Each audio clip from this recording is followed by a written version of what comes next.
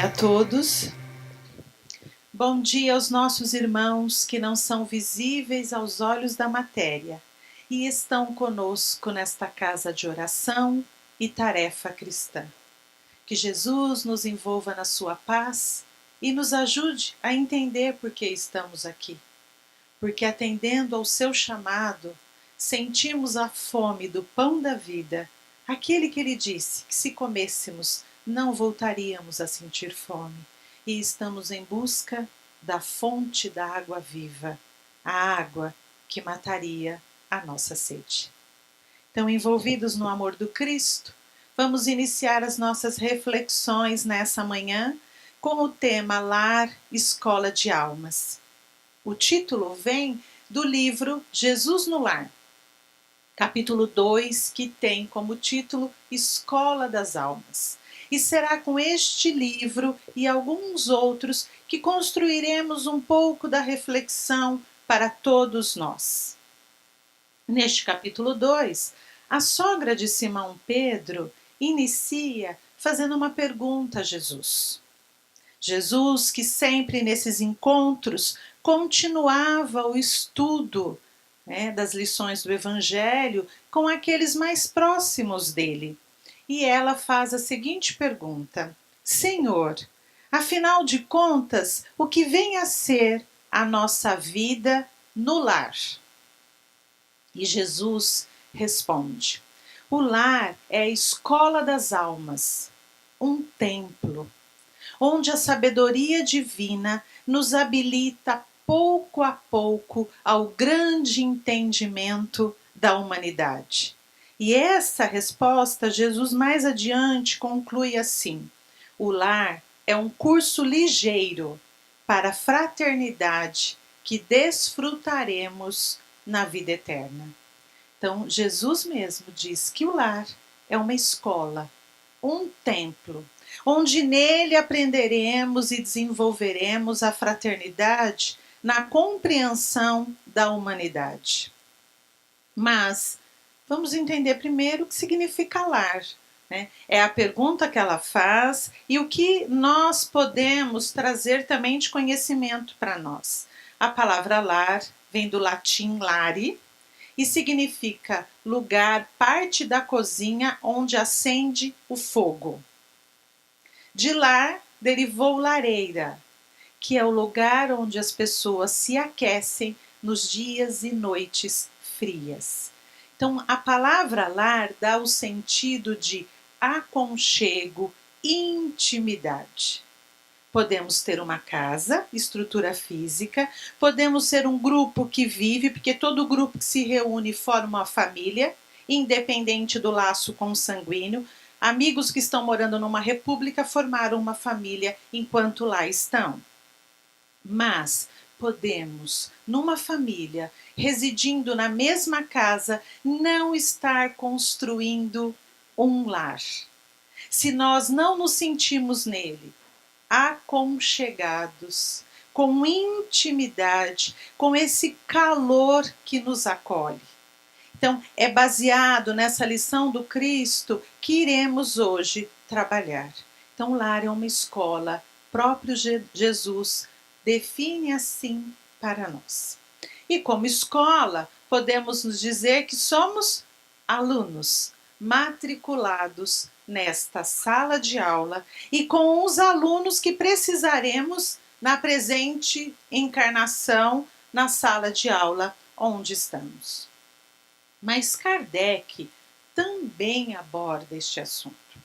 Porque na questão 695 do Livro dos Espíritos, Kardec pergunta aos espíritos, se o casamento, a união permanente entre dois seres, Kardec está falando de dois espíritos, ele não está apontando questão sexo feminino e masculino, ele está dizendo se a união permanente entre dois seres é contrária à lei de Deus. Ou seja, ele está perguntando se o casamento é uma questão de leis humanas e contrária à lei da natureza, que é a lei de Deus. E os espíritos respondem: é um progresso na marcha da humanidade. Por isso que espiritismo é cristianismo redivivo. É um progresso na marcha da humanidade. Jesus disse que o lar, este convívio entre os espíritos, é um momento de aprendizado para a compreensão da humanidade. E Kardec, na questão seguinte, 696, continua. Qual seria o efeito da abolição do casamento na sociedade humana? Então, se acabar o casamento. E quando diz casamento, ele está falando da união, do convívio, deste momento em que os espíritos estão convivendo juntos, construindo uma família, construindo um lar. E os espíritos respondem: o retorno à vida dos animais. Então, para nós é como se caminhássemos para trás. E eles ainda continuam, e Kardec ali faz um comentário, que o casamento é um dos primeiros atos de progresso na humanidade. E lá mesmo ele diz que nos preparando para o entendimento da fraternidade. E ele está presente em todos os povos, embora com culturas diferentes. E ele ainda diz, algumas espécies de animais lhe dão o exemplo de união constante, permanente. Então, no Livro dos Espíritos, vamos ver também os espíritos nos orientando que o casamento é progresso. Não estamos vivendo uma relação, construindo uma família somente para dividirmos carnês. Estamos juntos com o objetivo principal de progredir. E para progredir, estamos juntos, formando um núcleo menor, para que neste núcleo menor possamos ir desenvolvendo as nossas virtudes, o nosso conhecimento, os nossos sentimentos, para que um dia possamos entender que somos, na verdade, uma só família. Mas, se é uma sala de aula, estamos matriculados temporariamente em algumas salas de aula, Martins Peralva nos ajuda um pouco a entender essas salas de aula.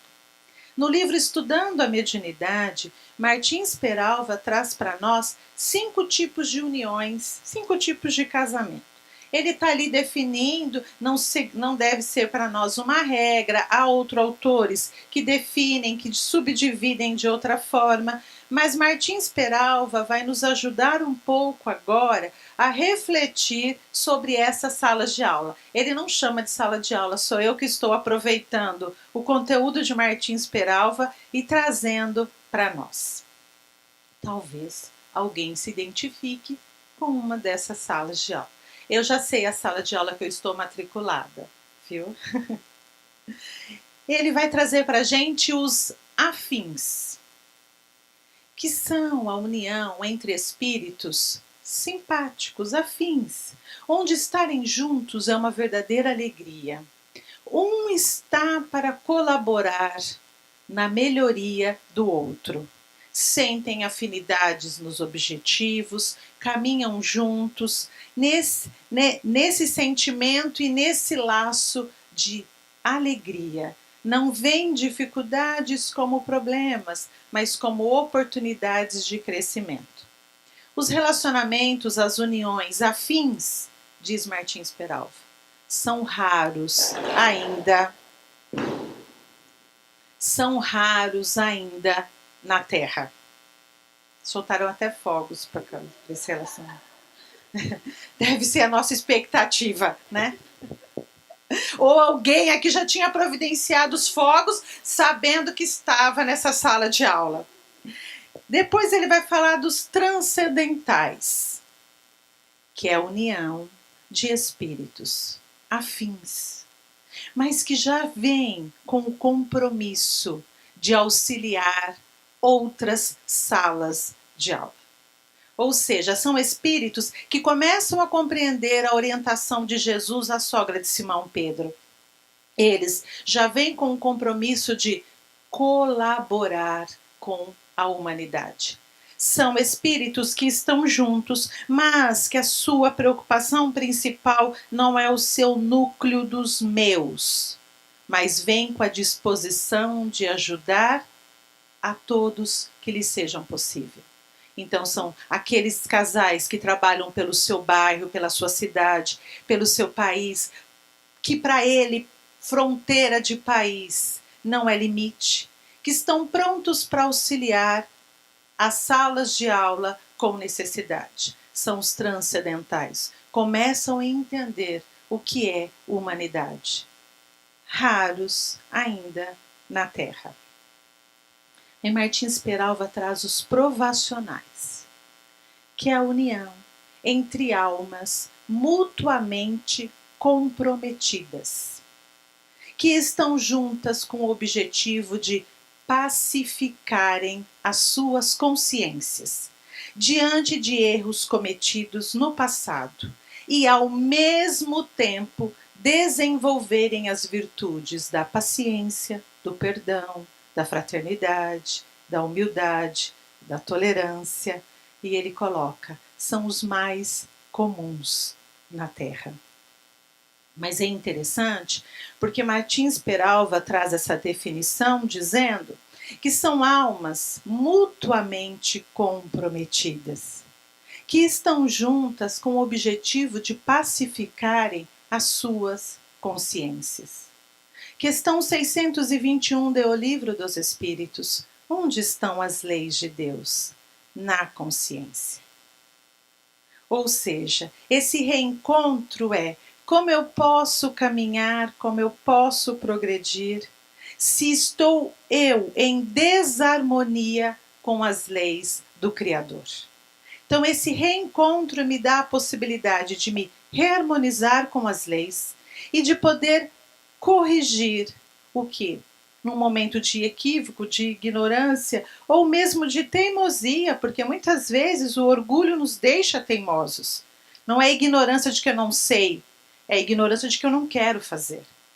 Esse reencontro dá a possibilidade de pacificar, de se reequilibrar com as leis de Deus. Mas Martins coloca almas mutuamente comprometidas.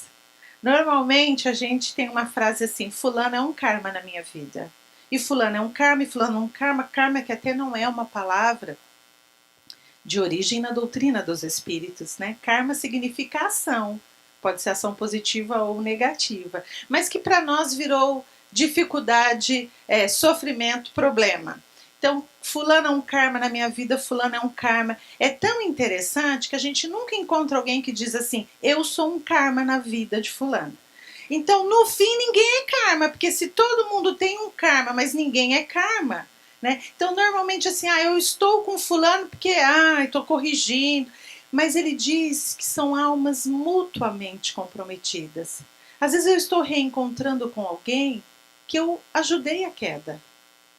Eu ajudei com excesso de zelo, por falta de zelo, e estamos reencontrando porque se eu ajudei essa queda, muitas vezes agora, se eu quero pacificar a minha consciência, eu vou estender a mão e levantar alguém que eu, em algum momento, estive muito próximo dessa queda. De outra maneira também, se eu tenho o desequilíbrio do ciúme, por exemplo, eu sou muito ciumenta nas relações. E este meu ciúme acaba danificando as relações com aqueles espíritos que estão próximos de mim. Se eu venho pacificar a consciência e ao mesmo tempo desenvolver virtudes, eu vou reencontrar com espíritos que vão me ajudar a desenvolver virtude. Ciúme é insegurança, é ser possessivo, é ser egoísta. Ciúme não é amor. Então eu preciso às vezes vir com espíritos matriculados comigo nessa sala de aula que não vão me estimular a ser mais ciumenta, mas vão me criar situações onde eu preciso desenvolver a minha segurança de saber amar sem sufocar. Se o meu problema é a cólera, eu estou matriculada numa sala de aula com espíritos que colaborarão comigo para desenvolver a paciência. A cólera está no mesmo capítulo 10 do Evangelho segundo o Espiritismo, no mesmo capítulo onde está o item da paciência.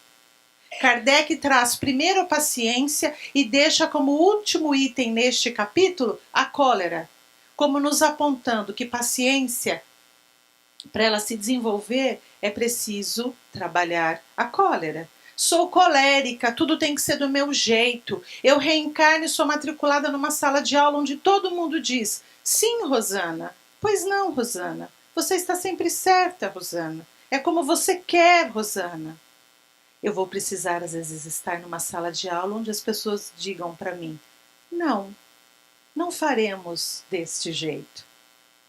Para que eu possa começar a controlar esses meus ímpetos de que todo mundo tem que fazer como eu quero.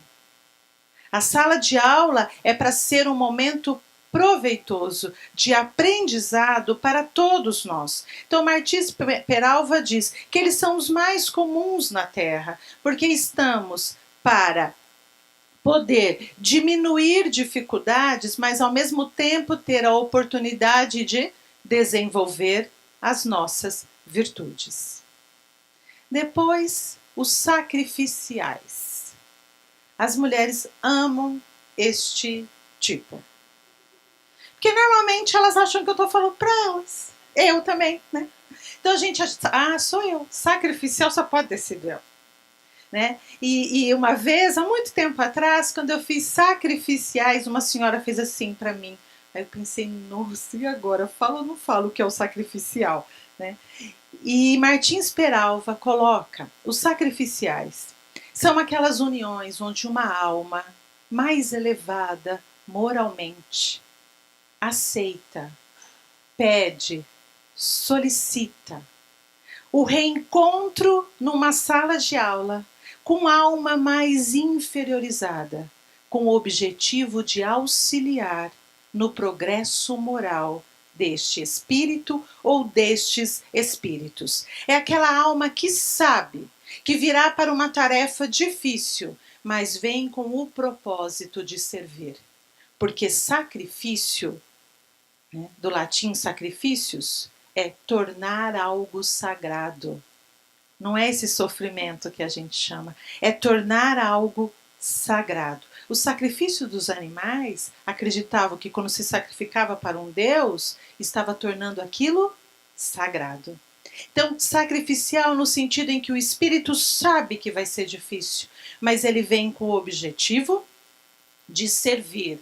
Voltando lá em Jesus de novo, no capítulo 2 do Nosso Lar, ele começa a entender o que é o amor, o compromisso com a humanidade.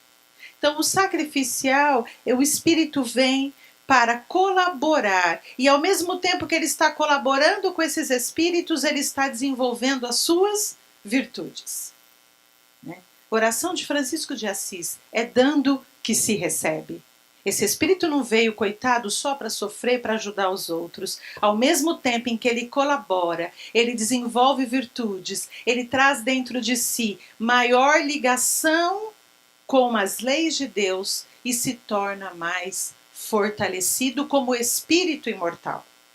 E um exemplo que eu sempre utilizo, porque normalmente a maioria das pessoas já conhece a história do livro Nosso Lar. Porque se não leu o livro, assistiu o filme. Nós vamos passar rapidamente por aquela situação em que André Luiz, num dos diálogos com sua mãe, ela lhe informa que está retornando à Terra.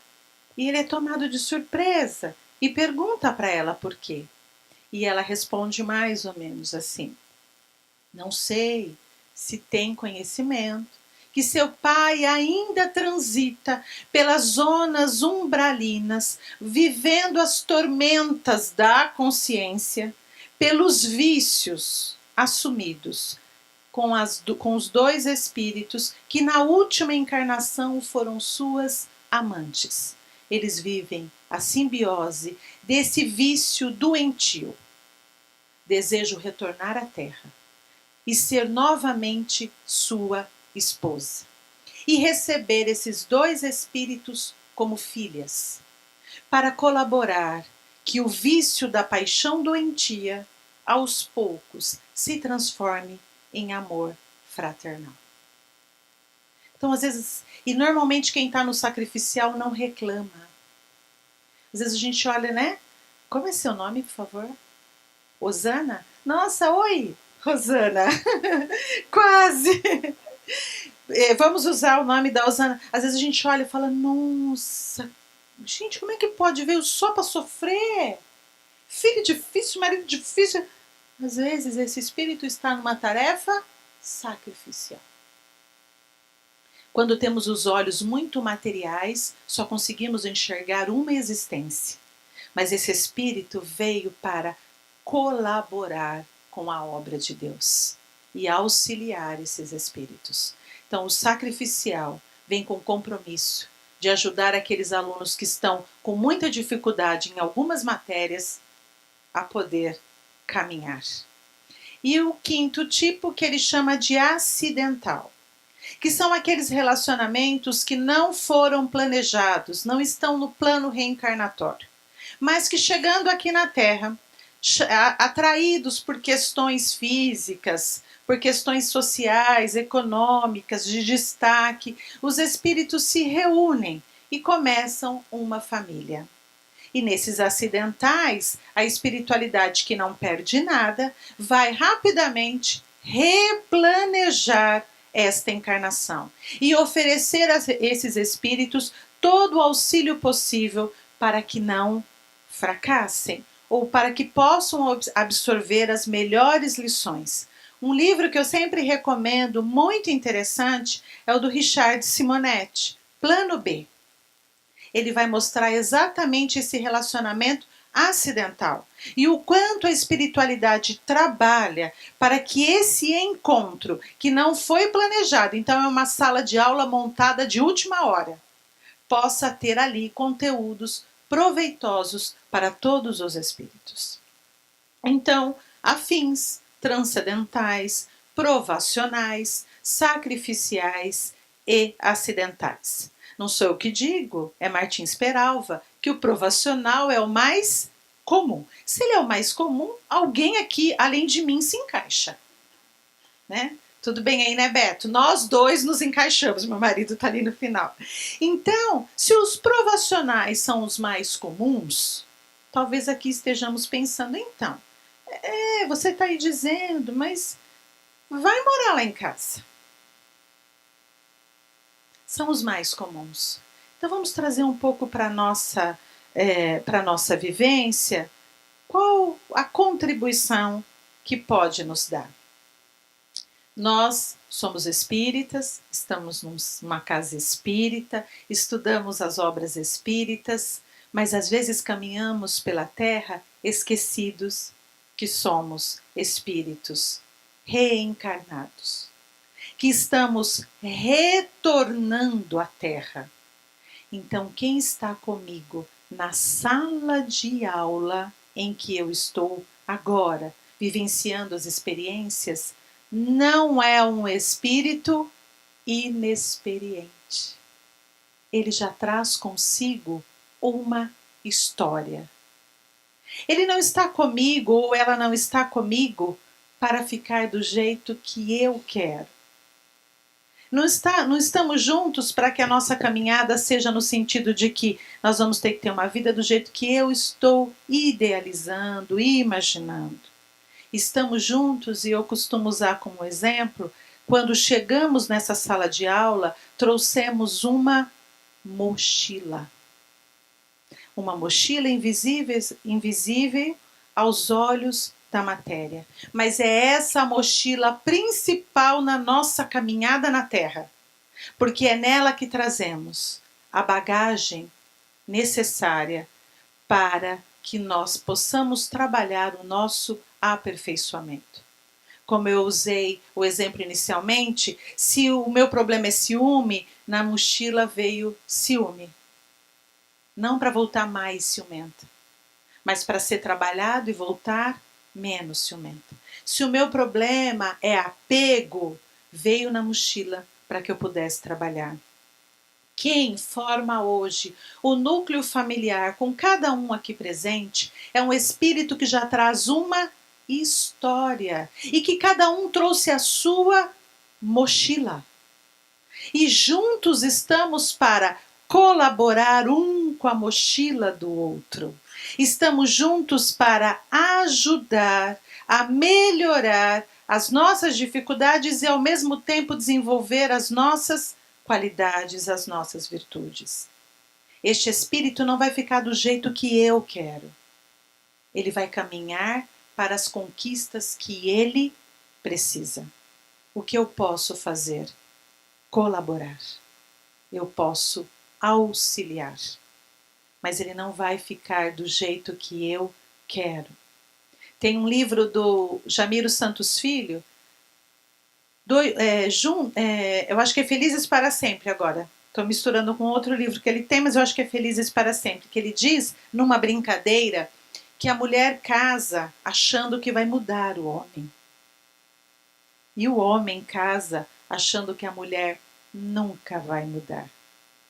Criamos uma imagem, né? Então, duas pessoas começam um relacionamento, dois companheiros, duas companheiras achando, nossa, vai ser do jeito que eu estou imaginando. Mas pode ser que nós trouxemos coisas na mochila que não estávamos muito dispostos depois que estamos aqui para trabalhar. Então, às vezes, a gente pode começar a empurrar a mochila para debaixo da mesa. E a espiritualidade às vezes vai ter que ajudar trazendo essa mochila bem para perto de nós. Aí ela é aberta e você diz, meu Deus, eu não acredito que eu vim vivenciar isso. Vim, porque é o que eu precisava. E nós precisamos entender essa sala de aula para que nós possamos colaborar. As questões materiais são importantes porque estamos no mundo material. Mas não podemos esquecer que somos espíritos imortais. Não é possível que viver em família seja simplesmente para darmos contas das questões só sociais e econômicas. Precisa ser algo maior. Então estou me reencontrando com espíritos que antes do papel de mãe, pai, filho, sogra, avó, são meus irmãos. E este reencontro é importante e necessário para que as nossas consciências encontrem a paz necessária para continuar a nossa caminhada. Então são espíritos que já traz uma longa história. E essa história precisa ser respeitada. E nós espíritas temos essa bênção de poder conversar isso dentro das nossas casas. Nosso filho caçula, ele desde a gravidez era um espírito decidido a desistir da encarnação. Dificuldades na gravidez, repouso absoluto. Com 6 meses e meio de gestação, eu entrei em trabalho de parto. Chego no hospital, a médica plantonista quer me internar de qualquer maneira para fazer o parto. O médico, que era quem acompanhava, eles dois começam uma discussão no telefone e ele diz, não coloque a mão na minha paciente. E ele chegou e disse, Rosana, nós temos que manter este bebê o máximo possível dentro desta barriga. É a melhor UTI que nós temos. Conseguimos mais 45 dias. Uma criança sempre com dificuldades, mas o que mais complicava o Gustavo era o medo e a insegurança, que fez com que uma asma chegasse. Então, diante de qualquer dificuldade, essa asma o limitava a continuar. Até que por volta dos 10 anos, e isso é importante que a gente entenda que somos companheiros de jornada. O pai chama o Gustavo para um diálogo. E ele que sempre quando me perguntavam, o teu marido é espírita? Eu dizia, não, ele é à toa. Porque eu achava que ele era pouquinho espírita, sabe? E chama e fala, filho, vamos conversar. Mas olhando nos olhos, você é um espírito vencedor. Um replanejamento complicado de reencarnação, um planejamento complicado de encarnação. Olha quantas coisas você já venceu. Venceu dificuldade de saúde, venceram tantas coisas. Você é um vitorioso. Mas a sua insegurança está travando os seus passos. Você é um espírito que veio para grandes conquistas. Pare de se diminuir diante dos outros e seja você. Eu estou conversando com você, espírito. Não parece uma bobagem? mas transforma. Porque é como se o espírito tomasse consciência de quem ele realmente é. E vai começando a se olhar com outros olhos. Então, às vezes, estamos na nossa caminhada, no dia a dia, com os nossos familiares, e estamos esquecendo que ele é um espírito que veio para vencer algumas coisas. E vamos só cobrando as coisas que a sociedade, que o mundo pede, mas estamos esquecendo de olhar e dizer: espírito, espírito, eu tenho uma amiga que a neta é o ó, e ele, o avô, é presidente da casa espírita que eu participo. Então, às vezes acontece alguma coisa, a pessoa, ai, foi fulana. Ele faz, nossa, é minha neta. E de vez em quando, o que, que a avó faz? Senta aqui, olha para mim, olha para mim, porque eu quero conversar com você, espírito. Vamos lá, vamos conversar.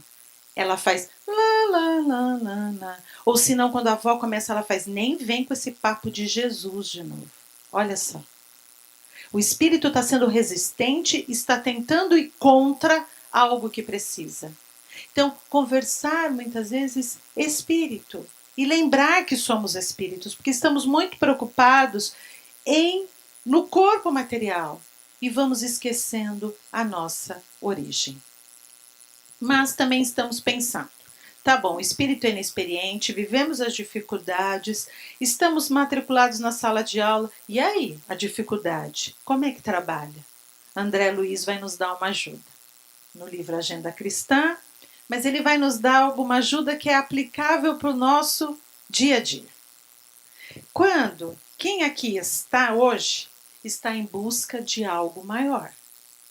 Está em busca de algo que o auxilie a fazer essa jornada pela Terra nesta encarnação.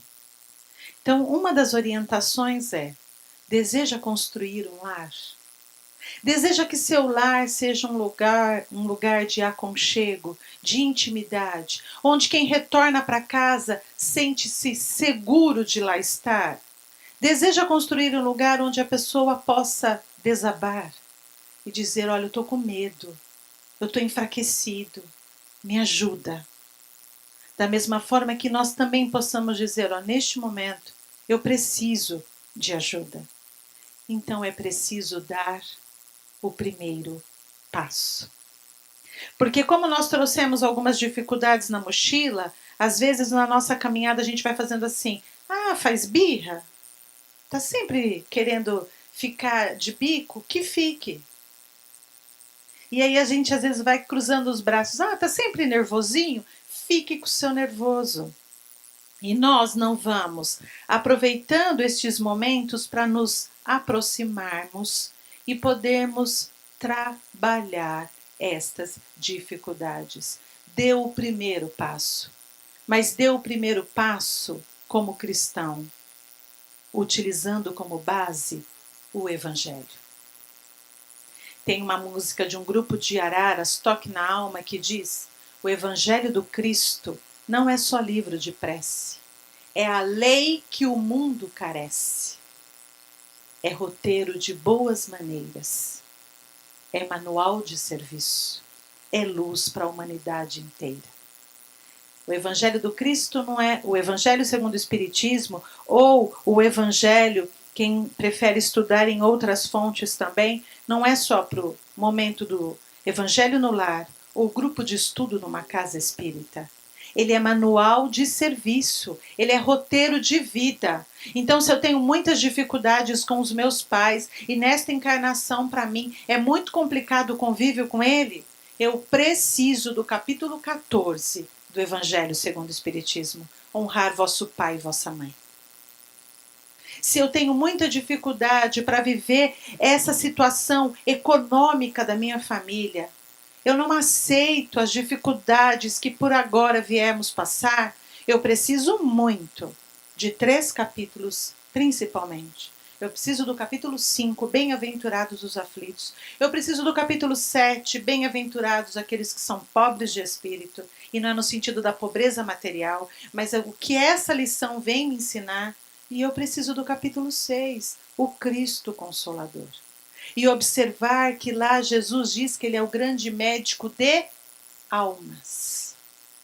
Então talvez a dor porque por agora eu passo que dói no corpo físico é uma dor que o médico de almas está tratando em mim, espírito.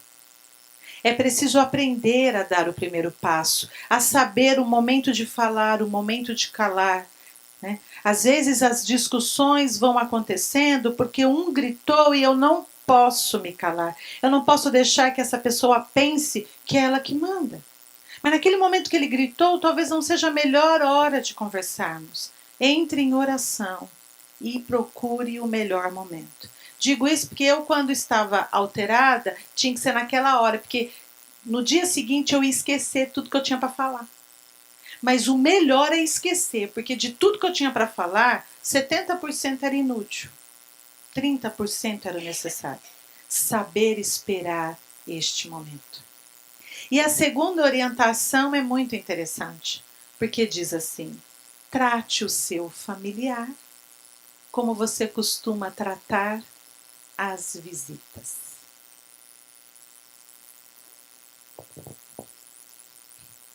Mas é visita. E tem uma historinha muito, que eu vou trazer só um pedacinho, que diz que o marido está chegando em casa, e dessa vez eu estou do lado dos maridos, as mulheres não fiquem bravas, porque normalmente a gente traz histórias, né, que deixam nós mulheres, mas dessa vez, essa manhã, estou conquistando os maridos. O marido está chegando em casa, quando ele abre o portão, ele sente cheiro de bolo. Não é médium ostensivo. Ele diz: hoje tem visita. Conclui na hora. Por quê? Porque tem casa que só tem pudim no dia que tem visita. Só tem lasanha quando tem visita. Só tem um pavê quando tem visita. Então ele pensa, se está assando o bolo, hoje em casa tem visita. E quando ele abre a porta para entrar, ele diz para a esposa: quem vem em casa hoje? E a esposa responde: a comadre. E vai tirando esse pé sujo daí que eu já limpei toda a casa. Aí a visita chega. Quando abre a porta, num olhar que só visita sabe fazer, dá uma olhada e diz: comadre, a sua casa está tão limpinha, acho melhor tirar os sapatos. E a visita, a dona da casa diz: imagina, claro que não. A casa nem está tão limpa assim. Entre e fique à vontade. E as duas comadres vão ali num diálogo, ele vai chegando, senta, começa a ouvir a conversa, não participa, mas pode ouvir. E chega numa altura do bate-papo que a visita diz: comadre, estou com uma sede. Será que eu posso ir até a cozinha tomar um copo d'água? E a dona da casa diz: imagina, tem água e um suco geladinho. O que você prefere? Eu mesma vou buscar. E o marido toma carona e diz: eu também estou com sede. E ela olha para ele e diz: levanta e vai pegar você, seu preguiçoso. E qual é a reflexão, e a gente para por aí, que pode nos trazer? Muitas vezes caminhamos com os nossos familiares como se estivéssemos cansados de sua presença. Eu gosto, mas não preciso dizer que gosto. Ela já sabe. Eu gosto dele, mas ele sabe. Eu lavo, eu passo, eu cozinho, eu faço. Nós vamos construindo um muro invisível. E vamos vivendo esse dia a dia amarrado, vamos vivendo esse dia a dia como se ele fosse difícil demais, afinal de contas a gente está junto todo dia. Mas a visita é de vez em quando, mas tem visita que te exige muito para que ela se sinta bem recebida. É aquela pessoa que você tem que lembrar, a sobremesa que você fez há 15 anos atrás quando ela veio, porque você não pode repetir a mesma sobremesa. É aquela pessoa que quando diz, fulano vai em casa tal dia, você começa: eu preciso tomar cuidado com as palavras. Ela se melindra muito fácil. Não posso fazer nenhum comentário. Quando eu olhar para ela, eu não posso dizer nem que ela engordou, nem que ela emagreceu. Eu não posso fazer um comentário do cabelo. Eu tenho que tomar cuidado, porque senão ela fica chateada. Ela some mais 5 anos. E esse exercício de atender bem é um exercício que nós não fazemos com os nossos familiares. E vamos levando, afinal de contas a gente está junto mesmo. quando poderíamos usar para os nossos familiares. É visita. E ir trabalhando em nós e nos dedicando. E é interessante como os nossos familiares se veem assim.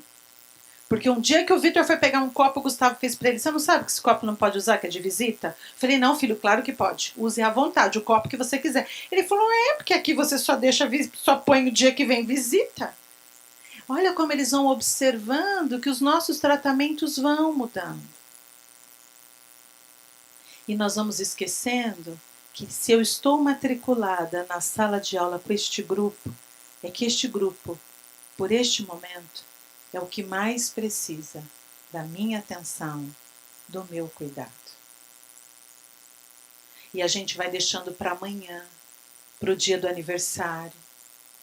No livro Há 2000 anos, quando Públio Lentulus descobre que durante 25 anos ele viveu enganado, motivado pelo seu orgulho, que Lívia não havia feito o que ele achava da traição, ao invés de procurar a Lívia naquele momento, o orgulho dele fez o quê? Amanhã. Amanhã me desculparei com Lívia, dando a ela a coroa que será a minha homenagem. Então, o perdão dele era mais ou menos assim: olha, não é qualquer um que está te pedindo perdão. Então, depositarei aos pés da minha amada a coroa da minha homenagem. Amanhã, quando eu serei homenageado diante de uma multidão, mais ou menos assim, depois de tudo isso, olha quem está te pedindo perdão, não dá para deixar. Só que se Renato Russo tivesse escrito essa letra da música naquela época, ele podia ter mudado de ideia. É preciso amar as pessoas como se não houvesse amanhã. Porque se você parar para pensar, na verdade não há. Deixa para o dia do aniversário, deixa para aquele dia que a gente saiu para jantar, deixa. Só que aquele dia que eu digo deixa, outras coisas foram acontecendo. E ao invés de eu me movimentar para aproximação, eu me afastei. E se hoje eu tivesse me movimentado para aproximação, talvez outras coisas que viessem acontecendo, estaríamos mais fortalecidos e a distância não estaria maior. Olhar para o nosso familiar com o mesmo cuidado que temos com amigos, com visitas. E vamos pensar, mas é muito difícil. Porque estamos com as nossas melhores companhias. Estamos com aqueles espíritos que estão nos reencontrando e que nos conhecem. Por isso que às vezes a gente pode ouvir aquela frase: lá fora isso funciona, mas aqui dentro eu te conheço. Conhece mesmo. Quando às vezes o espírito, quem caminha conosco diz: eu conheço esse seu olhar. Conhece. É um espírito que caminha conosco de jornada. Nós estamos entre espíritos muito próximos de nós. Mas essa era a oportunidade para podermos nos ajudar.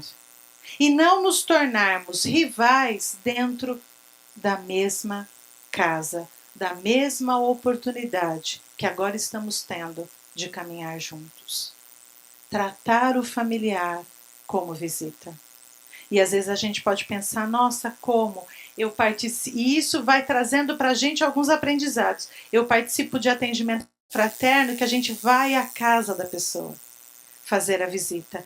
Quantas vezes eu venho desse atendimento a tarde toda, um pouco cansada, às vezes eu chego em casa e naquele dia um dos filhos fala: ô mãe, você pode fazer um bolo para eu levar amanhã para tomar café com o pessoal lá da empresa?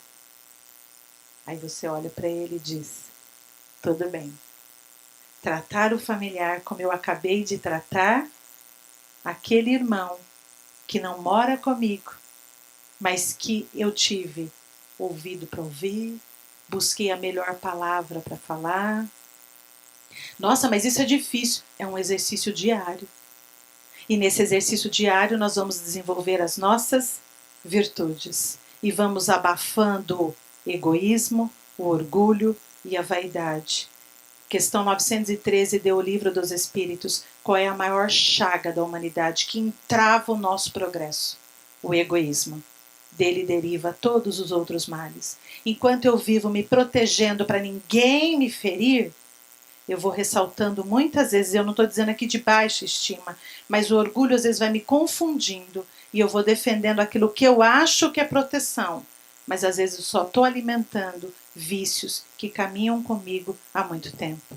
Por isso que Jesus falou que para segui-lo era preciso enterrar o homem velho para que afinal nascesse o homem novo. Porque egoísmo e humildade, orgulho e vaidade e egoísmo não conseguem ocupar o mesmo espaço que humildade, perdão, paciência. Então isso precisa diminuir para que as virtudes possam crescer. Mas eu costumo brincar que nesse dia a sogra de Simão Pedro queria pegar Jesus. Pensaram que eu esqueci do livro Jesus no Lar, né? Não esqueci não, vamos voltar nele. Ela queria pegar. Porque Jesus dá toda uma explicação, que é uma escola, quem ler o capítulo vai perceber, só que ela vai fazer uma pergunta muito interessante para Jesus. Porque ela vai dizer assim para ele: iniciamos a tarefa entre flores, para logo termos pesada colheita de espinhos. No início é a promessa de paz e compreensão, mas depois chegam as pedras e os dissabores. Então ela está dizendo para Jesus, por que a gente começa a construção de um lar movidos pelo ideal de que vai ser rosas, que nós vamos nos compreender, que haverá paz, mas por que daqui a algum tempo, nesta caminhada, nós vamos observando mais os espinhos do que as rosas? A paz é trocada às vezes pela pedrada. A compreensão pelas dificuldades. Por isso que sabiamente Jesus disse: eu não vos dou a paz como o mundo dá. Porque a paz para a gente é ausência de dificuldades.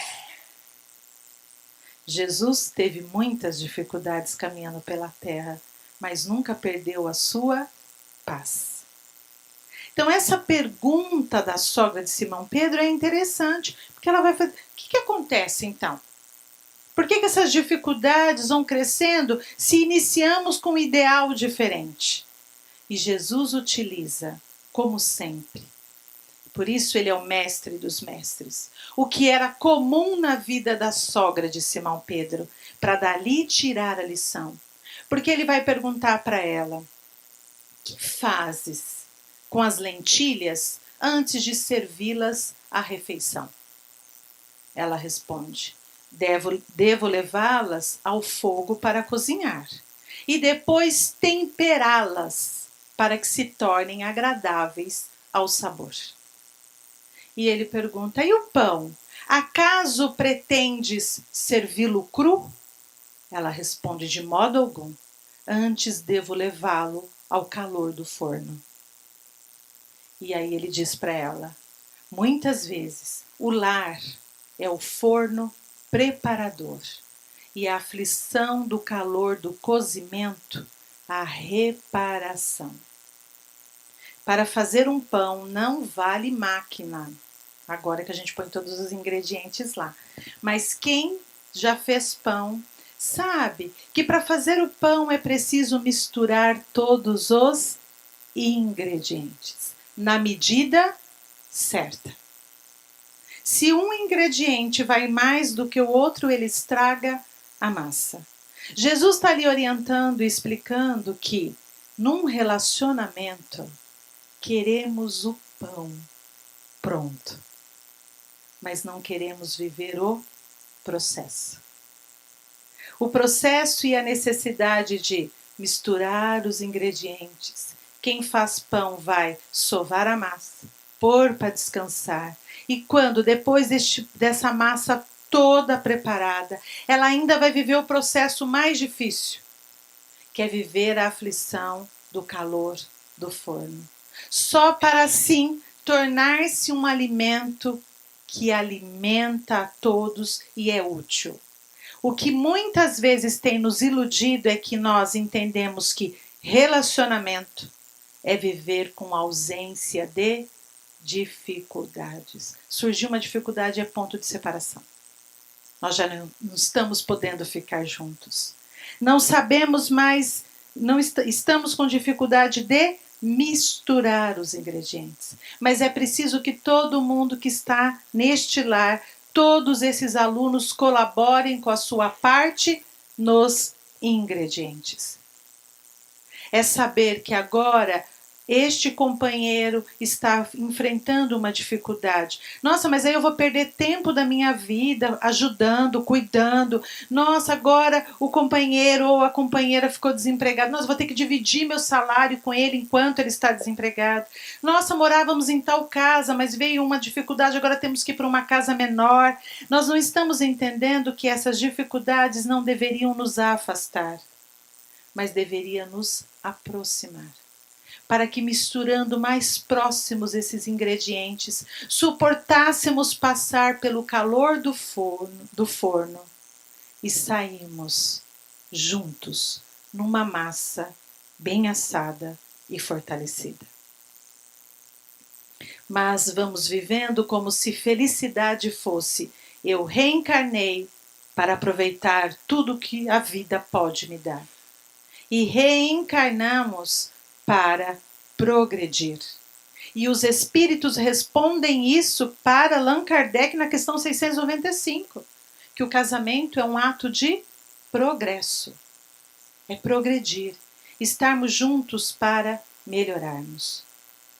Por isso que muitas vezes, quando filhos vão olhando para os pais, os acusando, ele está participando da sua parte nos ingredientes?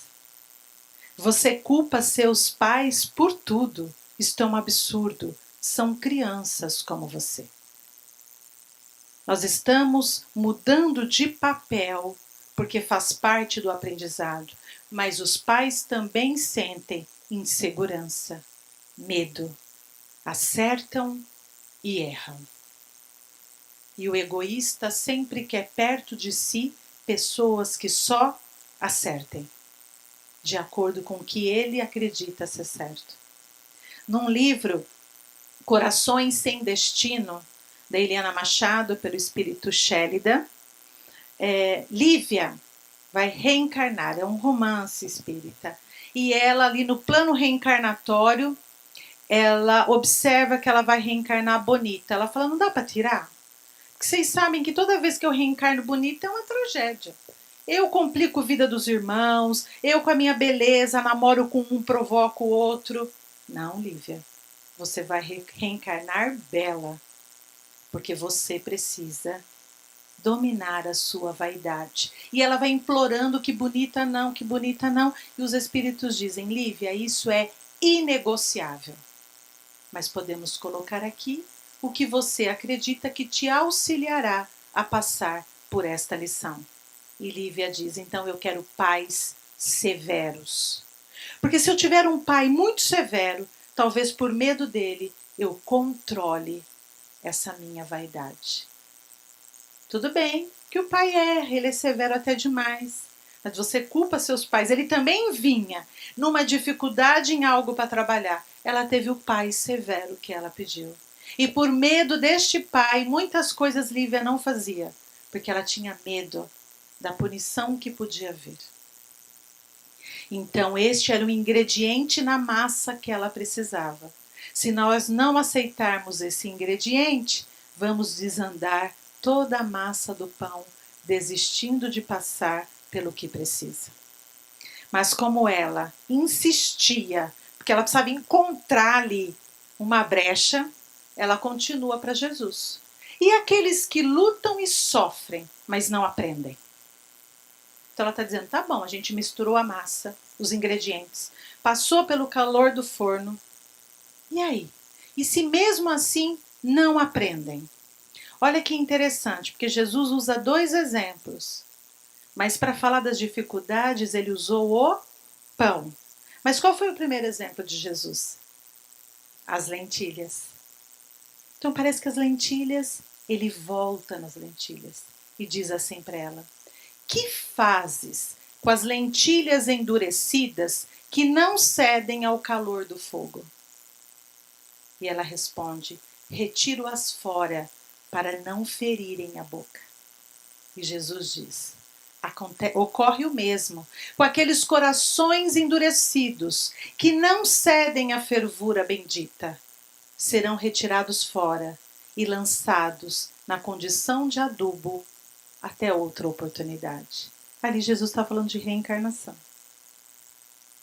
Haverá aqueles espíritos que mesmo você tratando como visita, dando o primeiro passo, misturando os ingredientes, suportando a calor do fogo, cozinhando, temperando, ele continua endurecido, desistindo daquela sala de aula. Nós que começamos na escola, na antiga primeira série, que agora chama primeiro ano, já chamou tanta coisa, conseguimos iniciar o primeiro ano e ir até o final do ensino médio com os mesmos amigos? Não. Um foi para outra cidade, eu precisei mudar de escola, mudou de sala. Haverá aquele espírito, muitas vezes, que matriculado nesse lar, nesse templo, não conseguiu caminhar conosco. Qual é o problema? Fiz tudo o que me era possível. Toda a dedicação que um cristão precisa fazer, pode fazer, então entrega na mão de Deus, pacifica a consciência e continua a sua caminhada. Porque esse espírito terá novas oportunidades, se não com este grupo, com um outro grupo, mas ele terá outros momentos. Agora essa lentilha não cedeu ao calor do fogo. Então, o importante é o quanto eu estou me esforçando nesta escola para ser um aluno aplicado.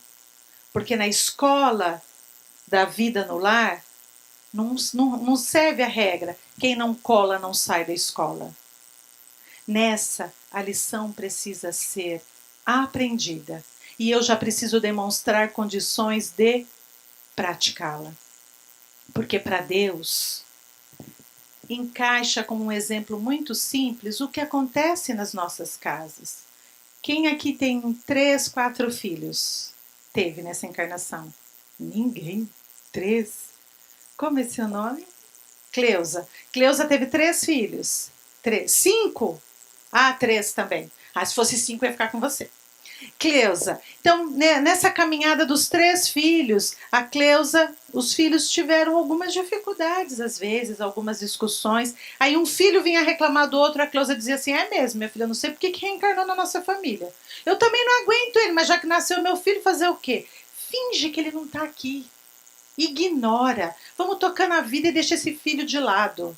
É assim que a Cleusa falava com um filho quando vinha reclamar? Talvez assim: ah, meu filho, eu sei, tem um pouco de paciência com o seu irmão, ele tem essa dificuldade, ele faz isso, mas vamos ver o lado bom? Lembra aquele dia que você precisou de tal coisa? Ele fez por você. Sabe, filho, para mim, vocês 3, eu amo do mesmo jeito. A alegria da mãe, a alegria do pai é que vocês se deem bem, respeitando as diferenças. Mas nunca se esqueça que vocês são irmãos. Ô Beto, eu vou usar a gente, tá? É mais ou menos quando eu tô assim: ai meu Deus, porque o Beto, porque o Beto, porque o Beto. Deus tá mais ou menos assim: Rosana, ele não é o Beto. Ele não é teu marido. Ele é meu filho. Da mesma forma, filha, que eu te amo, eu amo o Beto. Da mesma forma, filha, que eu trabalho para que você levante dos seus tropeços, eu também trabalho pelo Beto. Quando nós lamentamos alguém, Deus não diz: é mesmo, eu não sei mais o que eu faço com esse filho. Ele está dizendo: é meu filho, que eu também amo. E o que eu quero, o que eu tenho como objetivo é que vocês um dia se deem bem. Porque Deus não vê a família da Osana e a família da Cleusa. Deus só vê filhos. Que por ora precisam estar em salas separadas. Então, para o Pai, somos todos irmãos. E quem hoje caminha comigo, para Deus, não é mais nem menos do que eu. É um filho em jornada, também tendo as dificuldades no aprendizado. Se hoje desejamos que a nossa sala de aula possa ser com proveito, não dá para ser sem Evangelho, sem aquele que é o nosso guia e modelo. Se eu estiver preocupada só com essa encarnação e preocupada em aparências, eu não vou aplicar Evangelho, porque eu tenho que me proteger daquilo que eu acho que é ruim. Mas se eu desejo viver Evangelho, eu preciso aplicá-lo no meu dia a dia. E encerrando, nós temos um filho que ele tem muito amor, mas não sabe demonstrar. Então ele me mandava recado assim: mãe, por WhatsApp, dá para você ver aquela camisa que eu preciso? E eu colocava assim: bom dia, filho. Jesus nos abençoe. Vou fazer o possível para que essa camisa... Estou dando assim como exemplo. E aí agora teve uns tempos que ele começou: oi, mãe, por favor, tal coisa. E domingo passado eu estava aqui em Campinas, ele com a família da namorada me mandou assim: bom dia, mãe. Feliz Dia das Mães. Por favor, você pode colocar meu tênis no sol quando você chegar em casa? Obrigado. Evangelho. Evangelho. É um exercício para ele, mas também é um exercício para mim. Porque quando você vê um recado assim, o que você tem vontade? Não sou sua empregada.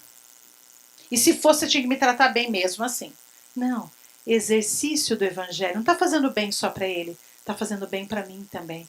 Porque às vezes a gente diz assim: Senhor Jesus, quero ser seu servo. Quero trabalhar para você. E Jesus vai dizer: então, mas eu vim para os doentes e não para os sãos. Doente dá trabalho. Que o Evangelho do Cristo nos envolva no nosso coração. Que em casa saibamos misturar os ingredientes do pão, cozinhar a lentilha e oferecer o melhor de cada um de nós.